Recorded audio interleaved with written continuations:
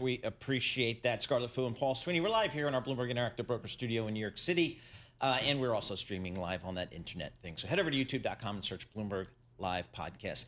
What is it, day 23 of the shutdown? I've lost track, but basically all this month. I don't hear people complaining as much as I thought I would. We're not in Washington, though, It Paul. doesn't come up in top conversation, does it? I mean, I don't know. We're not in the right place. I guess we're not in the right place. I mean, if we were in Washington, D.C., yeah, different story. then we'd be talking about it, as Absolutely. is our next guest, Nathan Dean. He is not shut down. He's a senior policy analyst for Bloomberg Intelligence. He's based in D.C. Nathan, I mean, I don't know what's going on down there, but I don't see any incentive for either side to come together. I don't have a White House pushing for a resolution. I don't seem to see any leadership, on either side doing anything other than pointing the finger. What's going on down there with you guys? No, so you're absolutely correct. I mean, if you look at the polling data, it really hasn't changed since the beginning of the shutdown. It shows that independents are slightly more blaming Republicans than Democrats. And because those numbers haven't changed, if you're looking at this from the Democratic view, you're looking at your party and say, yep, we're good. If you're looking at the polling data from the Republican view, you're looking at the data and you're saying, yep, we're good.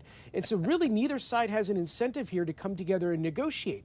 Now, we're telling our clients is that there is a potential for some negotiations next week because we have three catalysts that are coming up that could potentially push people to say we need to come to get a deal. The first is you have the second military paycheck, assuming that President Trump doesn't take moves to pay that using other funds.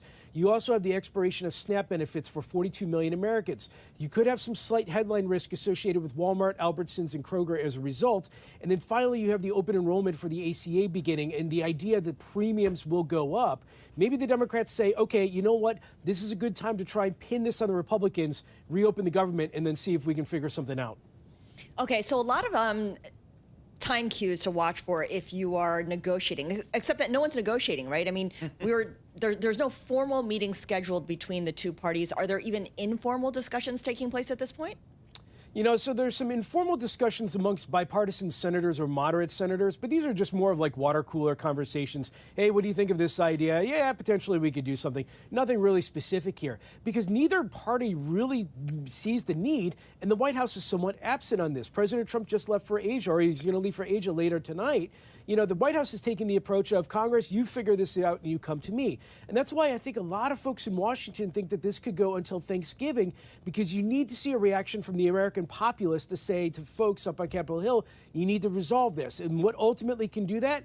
If air traffic controllers and TSA agents right before Thanksgiving start calling in sick and you have this massive travel chaos, that could potentially push people back to a deal. But there's a lot of folks that think this will go to November or Thanksgiving or if not even longer.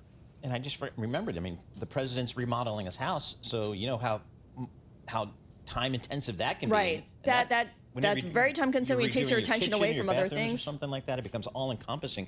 Nathan, early this morning on Bloomberg Surveillance, you kind of floored me when you said this thing could go to Thanksgiving. I mean, this thing can drag on for a long time, right?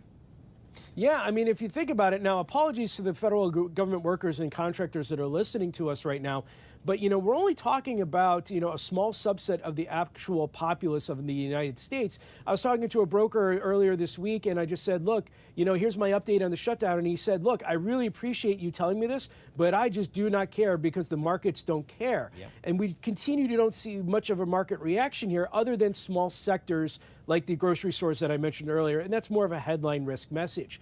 Now, obviously, we're not going to have more data. The inflation data potentially next month may not be there.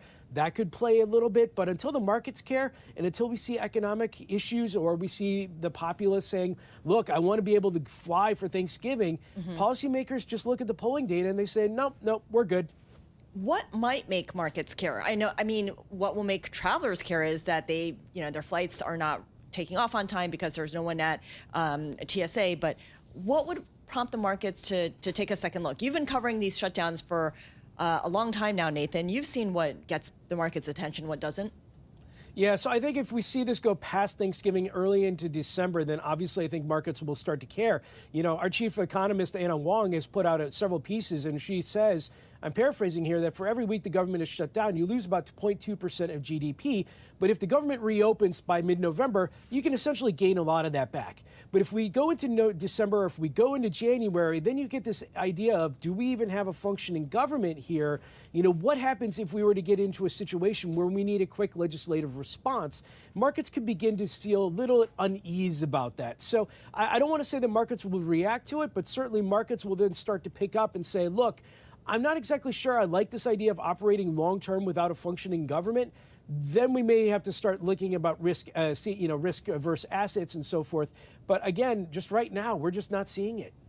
30 seconds left, Nathan. Is there anything legislatively that we need to focus on in the coming days and weeks? Not really, and this is one of the reasons why Congress isn't all that interested in coming back together, because the only thing I would say is there's crypto legislation, but we've always been saying to our clients, look for the first half of next year, don't focus on 2025. The bulk of that work will be done in 2026. Why are we paying those guys? Why did they get paid? They're not doing anything. Exactly. I'm sorry, I'm opining now. Yeah. All right, Nathan, thanks so much. Appreciate it. Nathan Dean, Senior Policy Analyst for Bloomberg Intelligence. He's down there in Washington, D.C. He's plugged in as you can be in a shutdown government. But it's also kind of like they haven't been working for 3 weeks. And, like, does anybody care? I mean, I don't know. I mean, it kind of begs a question. Do we need you guys? You know, it's like, and maybe that's the point that some of them are making. By the way,